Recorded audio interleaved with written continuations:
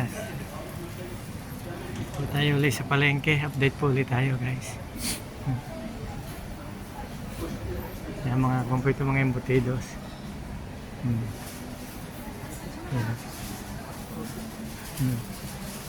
Yan. Apoy tanghali ngayon yan. Kunti na po namimili tanghali na eh. Yan. Ito po naman ay mga frozen, mga bacalao, mga isda. Maaalat po yan, mga niluto sa asin.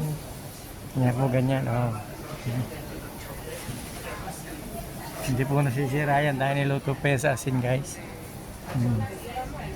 Yan, sa kunin. Frozen. Kahit po taon yan, hindi masisira yung mga isdang yan dahil sa asin nga po niluto. Yan.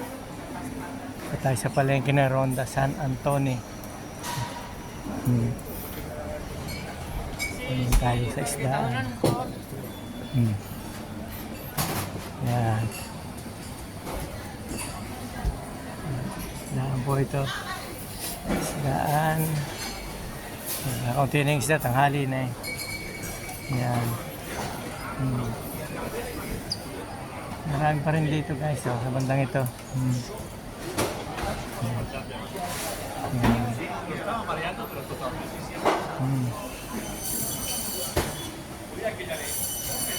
Ayan guys, sa mga gulay naman tayo guys. Oh. Ayan guys, ang daming gulay. Oh. Verdura guys.